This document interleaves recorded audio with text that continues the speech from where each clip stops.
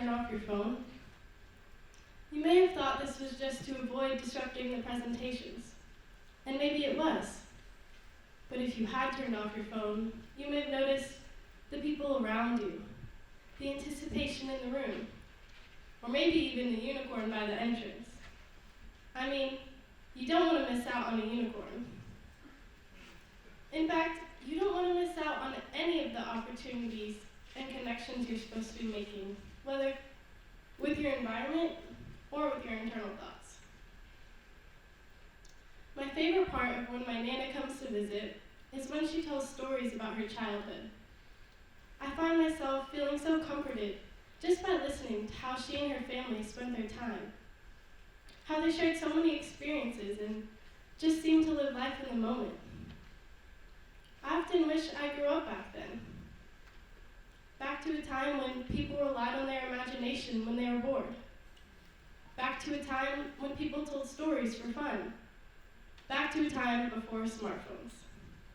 Now, don't get me wrong, I love the efficient communication of smartphones. I can Snapchat with my friends from Texas halfway across the world, instantaneously. Now that's pretty amazing, and I'm so thankful for smartphones for that reason especially.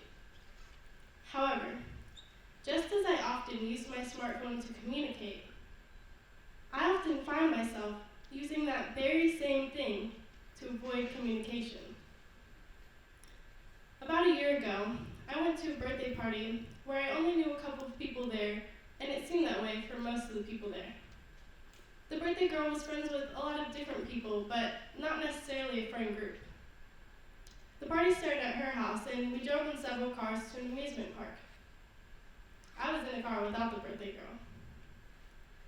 In the car, instead of talking and getting to know each other, we all sat on our phones, avoiding the awkwardness of breaking the ice. Instead of getting to know each other, we let our phones be our excuse not to. When we finally arrived at the amusement park, we quietly got out of our car, while from the other car, the guests were jumping out, hysterically laughing. I couldn't help but think that that could have been us if we hadn't let our phones dictate the situation. There's always going to be awkward situations. Whether you're meeting someone new, you see someone but you forgot their name, or you have to tell your parents you drove your car into a ditch.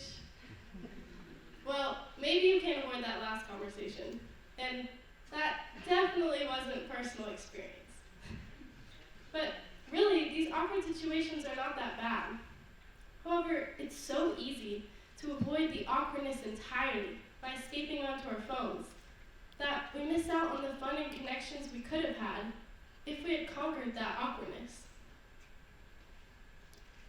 Sometimes with smartphones, even if there isn't an awkward situation I'm avoiding, I still find myself missing connections, even with my close friends.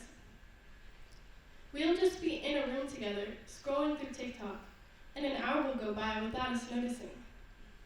In that hour, we haven't interacted with each other, just with our phones. You see, phones are great to communicate when we are not together, but sometimes when we are together, it is the very thing that is keeping us apart. When I was with my friends, it felt like there was a virtual world with my phone and the real world in front of me with my friends. Like there were two parallel worlds where the phone world was separate from reality. Two parallel worlds isn't enough just keeping up with one. This concept really hit me when I was texting one of my school friends. You know, people you're friends with because they're in your classes, but you don't really hang out with other than that. We started texting one night about homework in the class, but 2 hours later, the conversation went deeper as we started talking about how social media has set this subjective beauty standard that's impossible to live up to, and how it's affecting our mental health. But the next day in school, she walked past me like the conversation never happened, not even saying hi. I was very taken aback by this.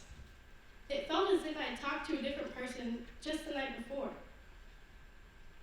It seemed like, since we hadn't talked face to face, the conversation was separate from the physical world.